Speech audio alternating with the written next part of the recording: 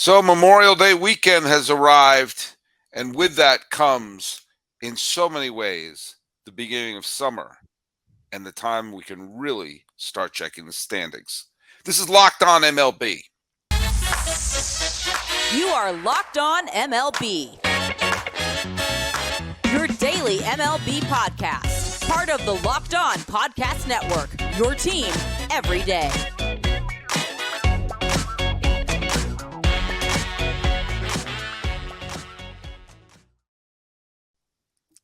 Hello, baseball fans, and welcome to Locked On MLB, Locked On Diamondbacks crossover. I am your host for this, or at least the co-host for this voyage into the bottom of the baseball sea. My name is Paul Francis Sullivan. Please call me Sully.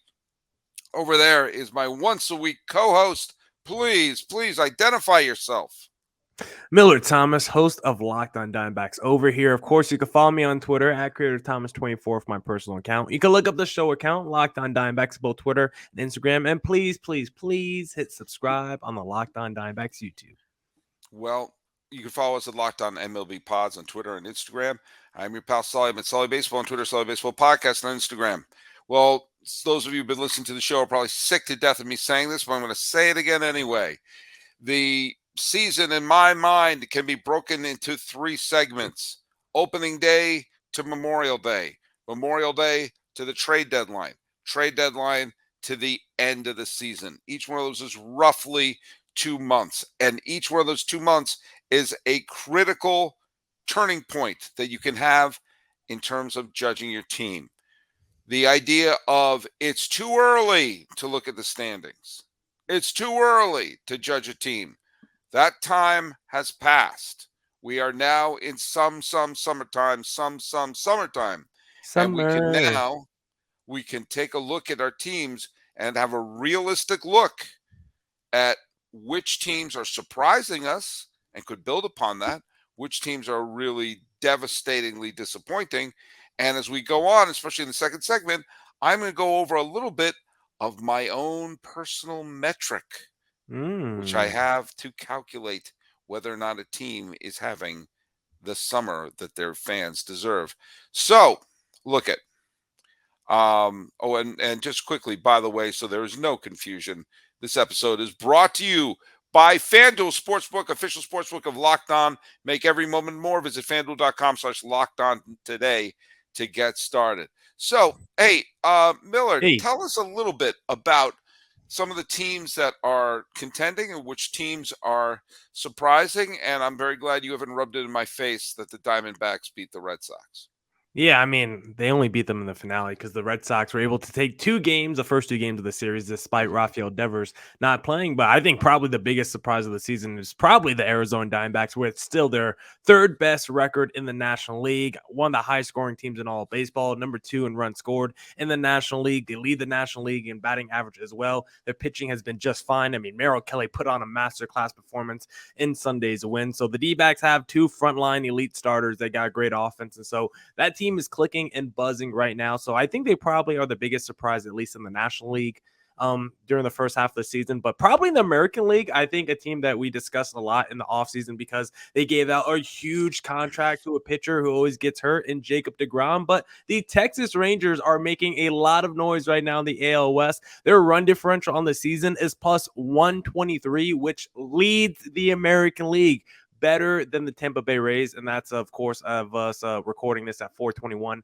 p.m. on Sunday. So this Texas Rangers team, I mean, they've gotten great contributions from the Adolis Garcias of the world. The Simeons and Corey Seagers have been pretty good. I mean, Seager's been like in and out the lineup, but Simeon's been pretty good. The rotation, I mean, they got a whole bunch of above average major leaguers in that rotation. I mean, of course, DeGrom, he's been hurt a lot of the season, but we still have Martin Perez, Nathan Eovaldi. You got rookies like Josh Young stepping up. This Rangers team has been a great surprise. They've been dominant offensively all season, and it's one of the teams I'm going to be looking out for the rest of the season to see if there's a regression hit coming for them, because I think they're super talented, and I wouldn't be surprised at all if they make a little run in the playoffs. Well, you know, I've been extraordinarily critical of the Texas Rangers, and Bryce Patrick, our dear friend from Locked On Rangers, he texted me to remind him that I said a bunch of bad things about the Rangers going into the season. And you and I have been critical of them. And he says a Ranger Twitter is going to come at us with guns ablazing. And I said, bring it on. I do think I think Bochy has been the biggest acquisition that they've made this year. I think Bochy knows how to handle his staff, knows how to handle a pitching staff, and he knows which buttons to press. And this is why he's a Hall of Fame manager. And sometimes a manager is, there have been Hall of Fame managers who joined a team where things didn't work out. Like we saw what happened with Joe Madden when he went to the Angels. And, Jim Leland I think should be in the Hall of Fame as a manager, and he had a disastrous season with the Colorado Rockies. There's sometimes it doesn't work, but I think Bochy with this team and with this talent has been a perfect fit. And it means that you're going to have an the potential for an exciting summer in Texas. We talked last week about some of the disappointing teams. We brought up San Diego and everything. I'll tell you, the thing that is interesting when you have a disappointing division, because right now the American League Central is a mess.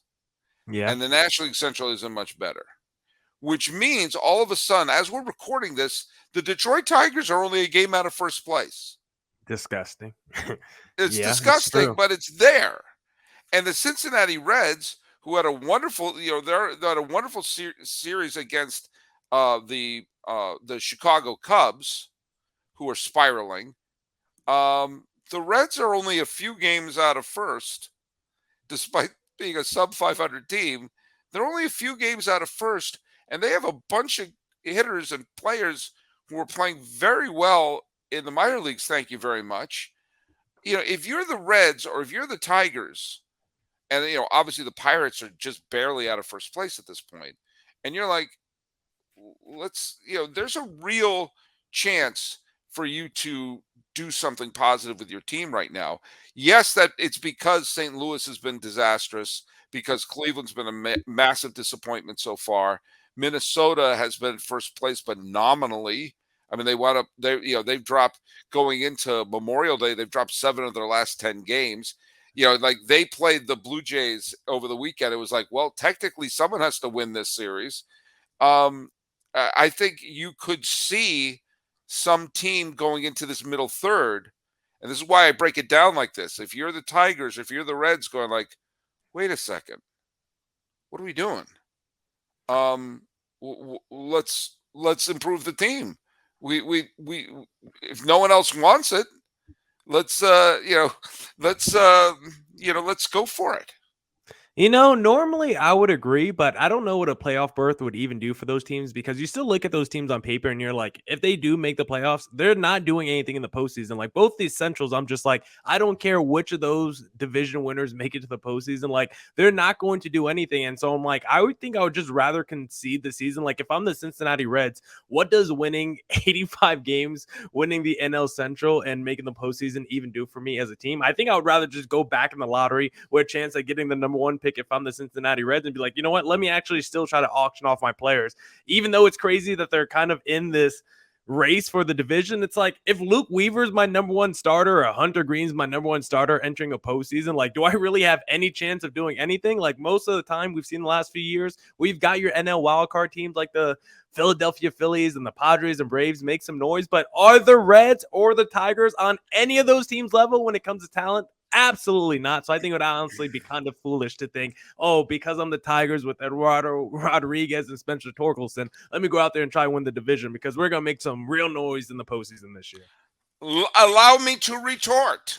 Okay. You partially retorted, by the fact that we saw the Philadelphia Phillies, who I don't think anyone was comparing to the 1927 Yankees last year when they made the postseason, that they were the definition of an afterthought. They weren't supposed to get past St. Louis, and they got to within 2 freaking wins of winning the World Series. There are instances, but, also, and again, what if, and this is a strange concept to say out loud, what if you give your fans a reason to show up? You give your team a reason to wake up in the morning and play hard. You have a fun season. You have a season where all of a sudden you go like, hey, I thought this was going to be a dead year in Detroit. I thought this was going to be a meaningless year in Cincinnati. And all of a sudden, some of those young players, you give them their first taste of being involved in a real pennant race and say, all right, we did that. And maybe sometimes that first step is what you need to build upon. Or I don't know, isn't it more fun? I mean, you're with the Diamondbacks. Isn't this year more fun than it was a couple of years ago when they were like 100-loss team? I agree, but Isn't it more fun to walk in to say, hey, our team doesn't stink this year?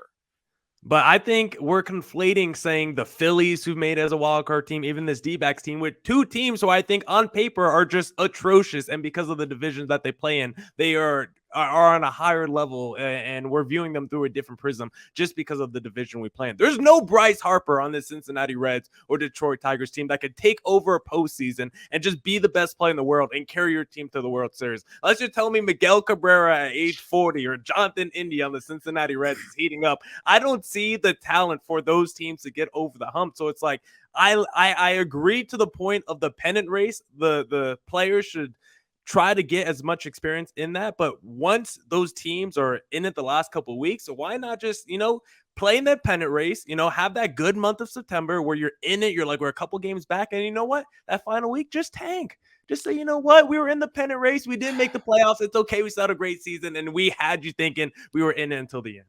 Well, look, that sets up what I want to talk about in our second half in a very big way. What a segue. But look, just because they're a long shot doesn't mean you should maybe put your money on a little bit. If you're going to be doing that, may I recommend you head over to FanDuel. Now, truth be told, we're recording this before we know what happens in the Celtics and the Heat game. So, hey, all I know is this: Denver's in it. And whether Denver is playing the Celtics or Denver is playing the Heat, or by some loophole, Denver is playing the Lakers again, you can go to FanDuel because they got the no sweat first bet. Oh, wait a second. I got to do more than talk about FanDuel. Okay, it's up there. Okay, I did. All right. Oh boy. All right. I'm just going to keep going. I'm going to keep going here. FanDuel's got the no sweat first bet up to $2,500. That's $2,500 back in bonus bets if your first bet doesn't win. That's more money than the A's are spending on their players this year. And do you know what? If you use FanDuel, you can get a safe and secure app, which you need to have when you're making bets. You get paid instantly, and they get the money. And there's no better place to bet all the playoff action, whether it's Stanley Cup, whether it's the NBA Finals, or whether it's the Detroit Tigers versus the Cincinnati Reds in the World Series. That's right. It's a rematch of the 1940 World Series, which I remembered right off the top of my head.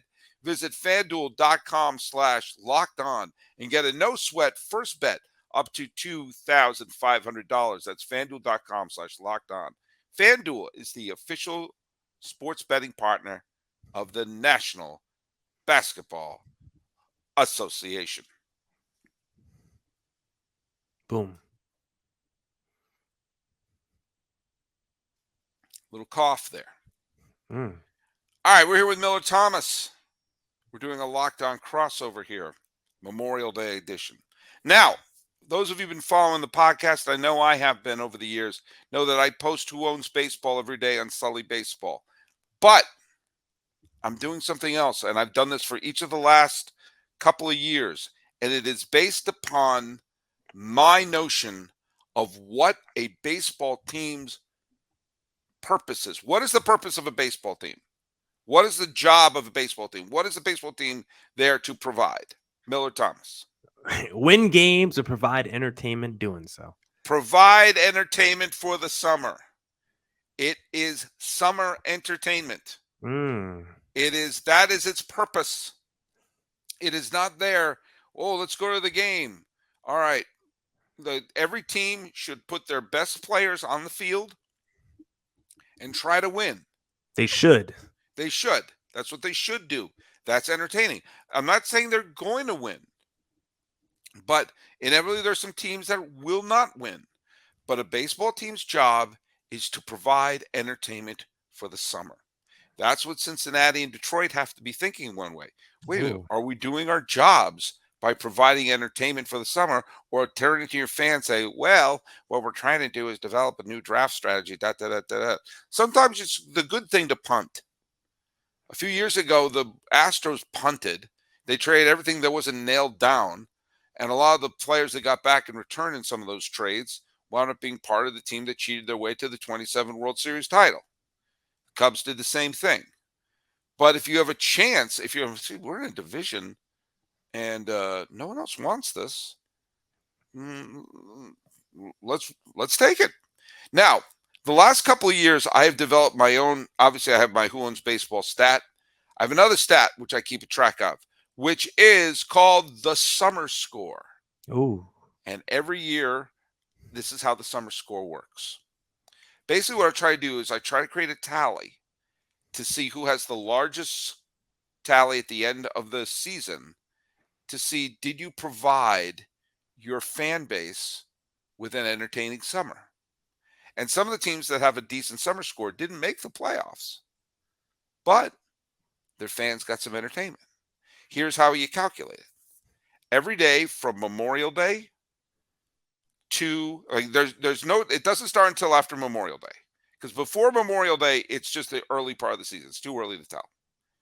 But between Memorial Day and the 1st of July, every day when you wake up and your team's in a playoff spot, your team gets 1 point.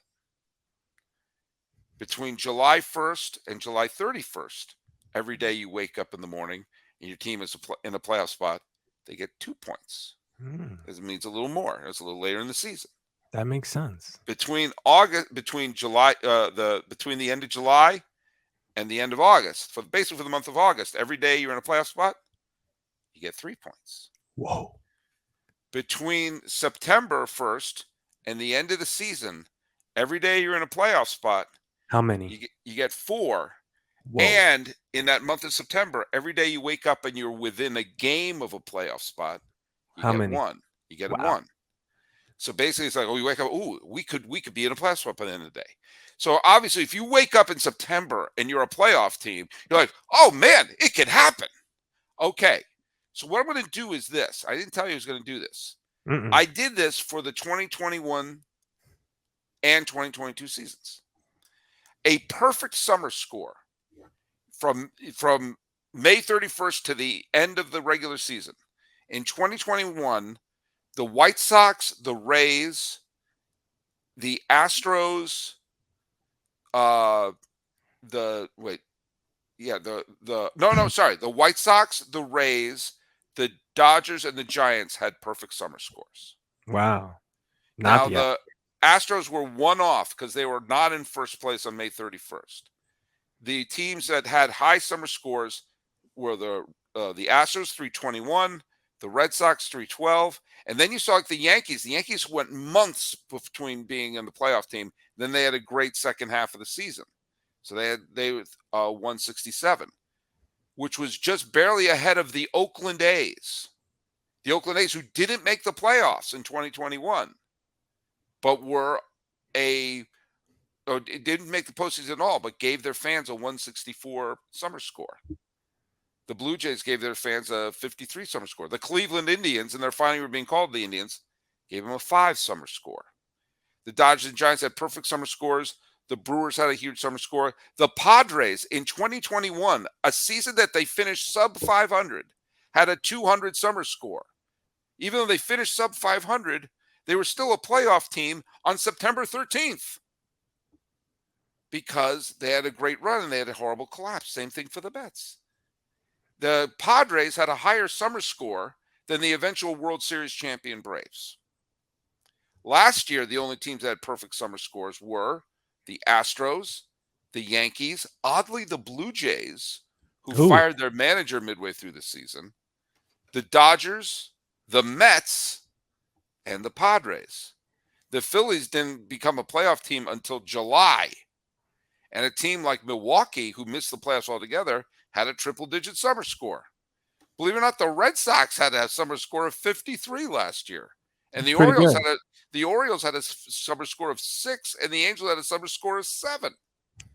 So basically, you take and in the end, it kind of evens out. Yeah, the Angels had a rotten year, but they were in the playoffs for a couple of days, and then it was over. So I calculate this because those are teams, and some of those teams missed the playoffs altogether, and yet their fans had fun during the summer. They were able to go. Now, it may not have seemed like fun when they wound up losing the division in September, but guess what? That's not the summer. It's June, July, August. Oh, we're having fun watching our team. That's the purpose of a baseball team. I want an anti-summer score for the Oakland A's this year because I want to see how many losses they can rack up. I want to see them be the first 35 and 127 team to just finish the season with by far the worst record. And I want to see what that summer score would be, where for every loss that they get 1 point added to their summer score. Just think, as recently as August 23rd, 2021, an A's fan could wake up and say, our team's a playoff team today. Whew. What happened to the talent? Sent away. Gone. Sent away. That is the summer score. Millard Thomas of Locked On Diamondbacks, I need you to say to me which team you think is about to break out. Oh, which team I think is about to break out? Okay, I Yep. like this game in the second half of the season. There's definitely some strong contenders. I mean, maybe the Yankees get healthy. You could pick a younger team like the Miami Marlins if you want. But for a nice second half breakout team, I think as they start to get healthy, I think health is a big question for this team because they're currently 500 at the time of us recording this podcast, but they're still loaded with talent. They got a new owner a few years ago who's not afraid to spend money on this team, and come the deadline, they might try to add more talent to this roster because the budget is never too large for this squad. I'm talking about the New York Mets, who are currently 27 and 27 at the time of us recording this.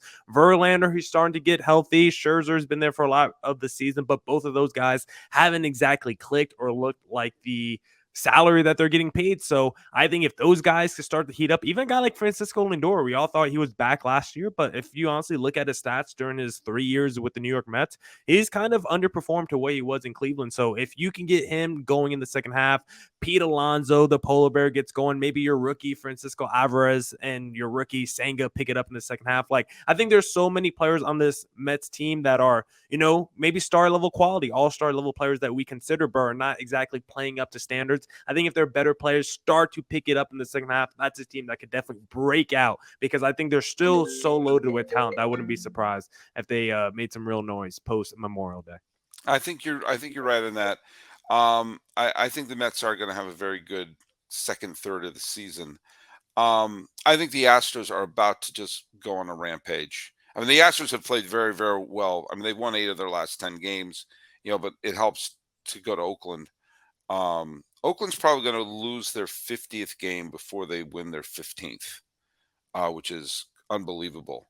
I think the Astros are about to just turn into a Godzilla film pretty soon. I'll tell you another team that, based upon what we've been saying a little bit, I think the Brewers are going. I think the Brewers are going to make a move, make some sort of move, some sort of trade for a bat that will be that spark plug.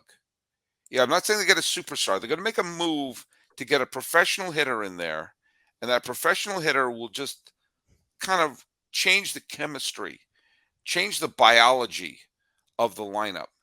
And I think what's going to happen is the Brewers are. Remember how last year the American League Central was completely just dense, and like only one game separated 3 teams for most of the year.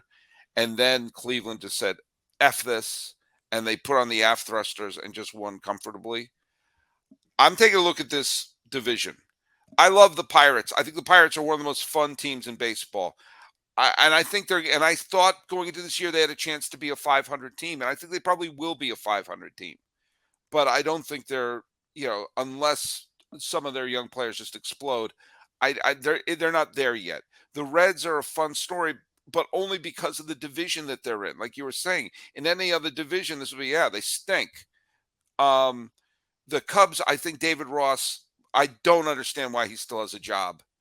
And I do think that both David Ross and Schneider of the Blue Jays have to. You have to make the change. I mean Ross absolutely, and Schneider. We're seeing the Blue Jays, even with some of those wins against Minnesota, have just stumbled to the bottom of the standings. But the Cardinals are the team that have just stunned me. That they are just not. I was thinking, do I think the Cardinals are going to catch fire? And I've seen nothing about this Cardinal team that makes me think it's going to catch fire. And so I'm wondering if Milwaukee's going to take a look around and say, why don't we just make a couple of moves and just be better than everybody else? Where 90 wins means you probably win the division by 11 games.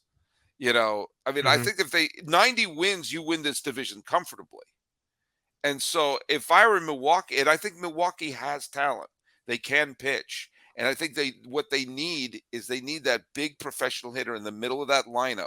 Again, doesn't have to. We're not talking about them acquiring Mike Trout or something like that. Just a good, solid hitter in the middle of that lineup that will just keep the lineup moving and kind of, take some of the pressure off of the rest of them. And I think the Brewers are going to have a very good second third of the season.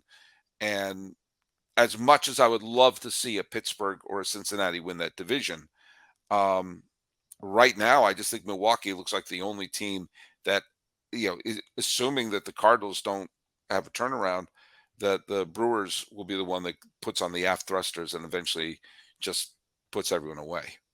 I actually feel the totally opposite when it comes to the NL Central. I feel like this Brewers team is just a bunch of just smoke and mirrors right now. And I actually think they're going to have one of the biggest second half regresses in Major League Baseball. Just because I look up and down this team, you look at it currently, they have a negative run differential, one of the worst in their division. I know. Yeah. I know. Yeah, so they're only slightly behind the Cincinnati Reds when it comes to run differential. You look at their lineup just statistically, Rowdy Tellez is the only guy hitting above 800. Most of their guys, like Willie Adames, has been like their best offensive player the last couple of years, and he's currently injured, and he's having down season. Yelich is once again struggling. Jesse Winker hasn't done anything. Like, there's really no one in that lineup that's had that productive. That's my point, that this is predicated on the team making a move. This is predicated entirely on the team saying, bringing in a professional hitter that will spark the rest of the lineup. As this team, that's why I said they'll look around and go, well, let's pick up this guy. And all of a sudden that one hitter suddenly takes the pressure off the Yelich's and everyone else, to start playing better. If they don't do that, then this is probably an 81 win team. Yeah, cause I don't think there's any spark coming. I think you would honestly have to replace 3 to 4 different dudes in the slime just because it hasn't worked the last few years. This offense is they've been looking for another batter the last few years. And when they do get that extra batter, like a Hunter Renfroe, they'll trade him in the offseason for a Jackie Bradley Jr. So I think this Brewers team, is going to be like how the Brewers handled the season last year, where they were a good first half season, where they were good in the first half of the season, and then they got to the deadline. And what did they do? They traded away Josh Hader and kind of tanked in the second half of the season. I think we're going to see the same thing this year. We've already seen discussions about how Corbin Burns maybe hasn't exactly been happy so far with the Brewers this year, and he hasn't exactly lived up to being Corbin Burns this year. He's had a good season, but not like that elite Corbin Burns type of year. Freddie Peralta has struggled a little bit. Brandon Woodruff has been hurt. I think it's actually the perfect kind of year for the Brewers to have a reset. Their bullpen has been elite. You could trade away some bullpen arms if you want. You could trade some of those rotation starters if you want. And then honestly, a guy like Willie Adames, I think he's going to be a free agent this offseason, or he has an option. So it's you could just retool this whole thing if you're the Brewers, trade away some of your rotation guys, trade away some of your pitchers, maybe a trade of Willie Adames and restart this thing all over again. Yes, you're still in the worst division, but I do think that Cardinals team is getting hot. I do think they've played a little bit better in the month of May. I would have to check their record, but they still have way more talent than I think this Brewers team. They're 5 games back. If we're talking about the Reds of taking this division 4 games back, I'm going to look at the Cardinals 5 games back with still so much more talent. It's been a weird situation. They don't know whether they want to play Contreras in the outfield, DH catcher. It's been weird, but with the amount of talent that they have on paper, I'm looking at the Cardinals to take that division because I think the Brewers are going to have a major second half collapse. Intentionally, maybe. Brewers are going to win the World Series. Wow. That's go to FanDuel. Liquidate your 401k. Let's see. Go to I'm gonna try to FanDuel. look it up real quick. What those odds are on Yeah, on the Milwaukee Brewers to win the World Series. yeah. Let's say I take 100. Let's say I take $100 out right on a bet on the Brewers to win the World Series. What would I get back? Let's see. I have it right here actually. Milwaukee Brewers, they're plus 2,700. So I think if you put $1 down, you could get like 270 back. What if I put 100 down? You get 2,700 back. There you go. Boom. That sounds like amazing Yeah, money. $100 yeah. though. You gotta be ready to Wait, lose what if that. I put $10,000 on? Well, that $27,000. I'm guessing. Now I'm not. We're in the math part of this podcast. It's not my strength, Sully Baseball. All right. Well, do you know what your strength is? Putting on a great show. So tell people where they can follow your show. Hey, follow me on all your streaming platforms, Locked On Diamondbacks. Follow us on YouTube. Please hit subscribe on the Locked On Diamondbacks YouTube channel. If you want to follow us on social media at Creator Thomas24 for my personal account, or look up Locked On Diamondbacks both Twitter, Instagram for the podcast handle. And you can follow me. I am your pal Sully. I'm at Sully Baseball on Twitter, Sully Baseball Podcast on Instagram. We didn't do a trivia question today, so the previous trivia question is still out there for those of you who is the only person to win a World Series for two different New York franchises.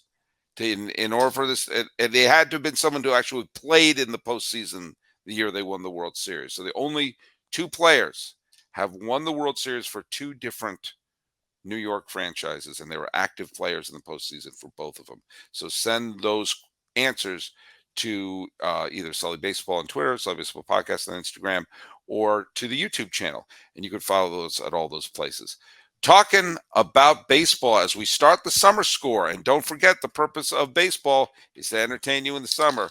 This has been a Locked On MLB, Locked On Diamondbacks crossover. Last one with this graphics format. Next week, brand new graphics will be on for this one too, like the other episode. He's Millard Thomas. I'm your pal Sully. Let's fist pump for another week.